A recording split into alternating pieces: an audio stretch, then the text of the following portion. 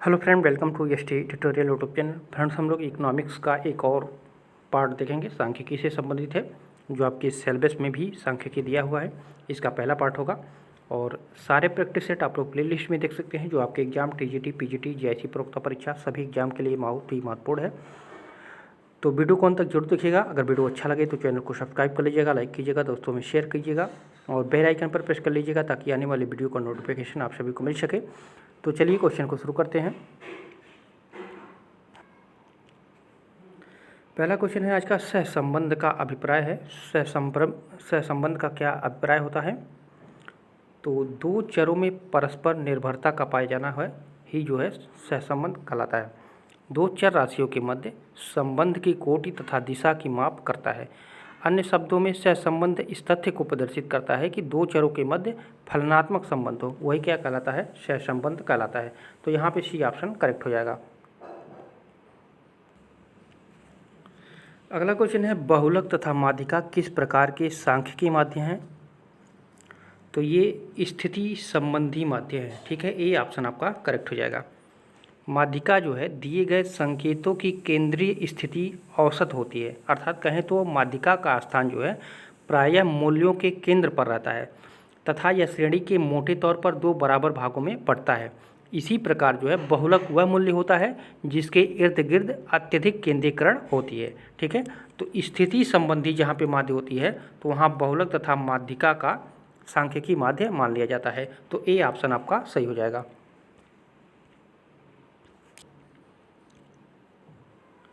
अगला क्वेश्चन है, हरात्मक माध्य HM ज्ञात करने के लिए निम्नलिखित में से किस सूत्र का प्रयोग किया जाता है? हरात्मक माध्य निकालने के लिए किस सूत्र का प्रयोग किया जाता है?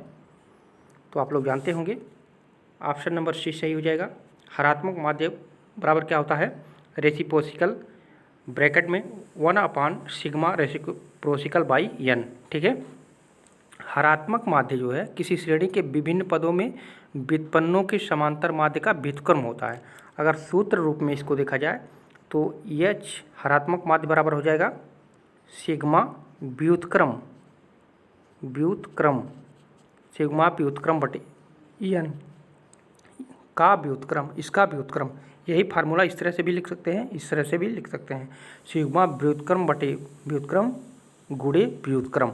ठीक है, तो यहाँ पे सी ऑप्शन आपका करेक्ट हो जाएगा।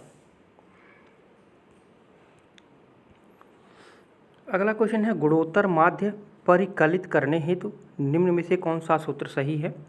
गुणोत्तर माध्य निकालने के लिए कौन सा फार्मूला अप्लाई करते हैं हम लोग? तो आपका सी ऑप्शन इसमें भी सही हो जाएगा। गुणात्मक माध्य बराबर सिग्मा log x अपान n। ठीक है, तो यहाँ पे सी ऑप्शन सही हो जाएगा। यदि सम्मक में मूल्यों की संख्या n होती है तो गणना को सरल बनाने के लिए जो है लघु गुणकों का प्रयोग किया जाता है।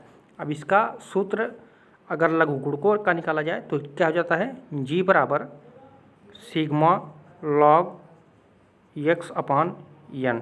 ठीक है, अथवा कर सकते हैं g बराबर nt log, ठीक है, nt log ऑफ हो जाएगा sigma log of log x by n। ठीक है, तो दोनों विधि से अगर इसका मान निकालें तो मेन फार्मूला जो निकलेगा आपका, तो गुणोत्तर माध्य बराबर सिग्मा log x अपान m।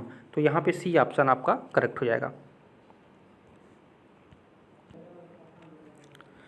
अगला क्वेश्चन है, व्यक्तिगत समंक वाला माध्य का मूल्य ज्ञात करने के लिए निम्न में से किस सूत्र का प्रयोग किया जाता है? माध्य का मूल्य ज्ञात करने के लिए तो यहाँ पे हो जाएगा आपका ऑप्शन नंबर बी। ठीक है, size of n+1/2 nth term. ठीक है, nth टर्म हो जाएगा ये। ठीक है, तो यहाँ पे बी ऑप्शन आपका सही हो जाएगा। व्यक्तिगत सम्मक वाला माध्यिका ज्ञात करने के लिए जो है n+1/2वें पद का मान, अर्थात साइज ऑफ n+1/2वां पद। ठीक है, 2वां पद, ये सूत्र का प्रयोग किया जाता है। माध्यिका नंबर पर जो पद आता है उसी को माध्यिका यम कहते हैं। ठीक है, यदि माध्यिका नंबर 0.5 आता है तो माध्यिका ज्ञात करने के लिए पिछली और अगली संख्याओं को जोड़कर आधा कर लेते हैं। ठीक है, तो कौन सा फार्मूला होता है? तो यहाँ पे बी ऑप्शन आपका करेक्ट हो जाएगा।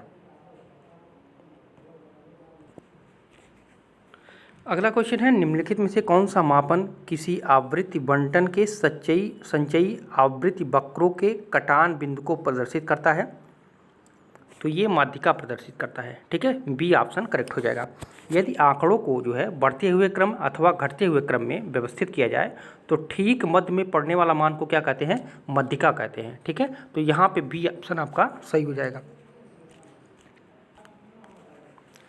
अगला क्वेश्चन है, श्रेणी 5, 15, 45 का गुणात्मक माध्य क्या होगा? गुणात्मक माध्य पूछा है। तो गुणात्मक माध्य का सूत्र हम लोग पढ़े हैं, क्या होता है? तो जी बराबर घन में घनमूल निकालना होगा।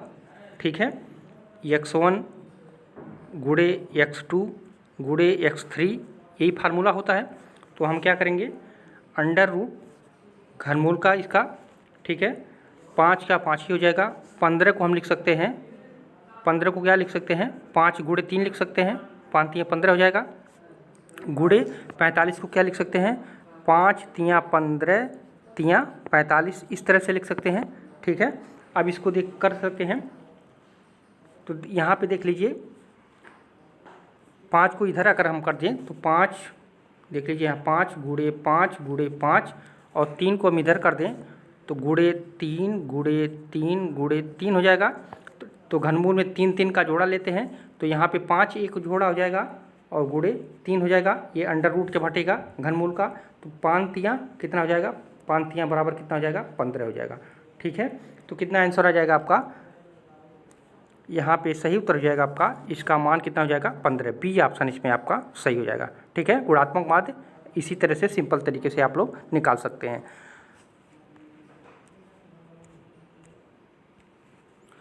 अगला क्वेश्चन है, बहुलक तथा माध्यिका किस प्रकार के सांख्यिकी माध्य हैं?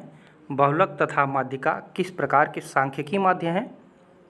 तो ये हो जाएगा स्थिति संबंधी माध्य। ये क्वेश्चन रिपीट हुआ है, देख लीजिए। ठीक है, पहले भी हम लोग पढ़े हैं, तो यहाँ पे ए ऑप्शन आपका सही हो जाएगा। अगला क्वेश्चन है, यदि n प्राकृतिक अंकों के समांतर माध्य होगा, प्रथम n प्राकृतिक अंकों के समांतर का माध्य क्या होगा? तो इसको प्राकृतिक संख्या की शुरुआत कहाँ से होती है? प्राकृतिक संख्या की शुरुआत 1 से होती है। ठीक है, तो n बराबर क्या लिख सकते हैं, 1 2 3 4 इस तरह से लिख सकते हैं। प्रश्न n प्राकृतिक अंकों का समांतर माध्य पूछा है, तो समांतर माध्य क्या होता है, n + 1/2। ठीक है, इसी फार्मूले से निकालते हैं। तो n प्राकृतिक अंकों का समांतर माध्य होगा n + 1/2। तो यहाँ पे क्या हो जाएगा, बी ऑप्शन आपका सही हो जाएगा। अगला क्वेश्चन है, निम्नलिखित में से कौन सा कथन सत्य है? तो इसमें समांतर माध्य बड़ा होगा गुणात्मक माध्य से और गुणात्मक माध्य बड़ा होगा हरात्मक माध्य से, ये सेटिस्फाई नहीं कर रहा है। इसमें जो सही होगा ऑप्शन नंबर सी होगा। देख लीजिए, समांतर माध्य बराबर गुणात्मक माध्य बराबर हरात्मक माध्य, क्योंकि यदि आंकड़ा समूह के सभी पद समान मूल्य में हो तो समांतर माध्य बराबर गुणात्मक माध्य बराबर हरात्मक माध्य बराबर हरात्मक माध्य। ठीक है, या तो हम कह सकते हैं AM बराबर GM बराबर क्या हो जाएगा, HM। ठीक है, हरात्मक माध्य, गुणात्मक माध्य और समांतर माध्य। तो यहाँ पे सी ऑप्शन आपका करेक्ट हो जाएगा। अगला क्वेश्चन है, निम्नलिखित में से कौन सा अपकिरण का माप नहीं है? अपकिरण का माप नहीं है पूछा है। तो ये बहुलक जो होता है वो अपकिरण का माप नहीं होता है। आंकड़ों के अधिकांश मान या तो केंद्रीय मान के बराबर होते हैं या उसके सन्निकट होते हैं। अतः आंकड़ों के इस लक्षण को केंद्रीय प्रवृत्ति की संज्ञा दी जाती है, जिसे मापने की बहुत सारी विधियां हैं। माध्य हो गया, माध्यिका, बहुलक, धनात्मक माध्य, गुणोत्तर माध्य। जबकि केंद्रीय मान के आंकड़ों से औसत दूरी अथवा मान के दोनों ओर आंकड़ों के वितरण को जो है अपकरण कहते हैं, जिसे मापने की विधियां परिसर अथवा विस्तार होता है।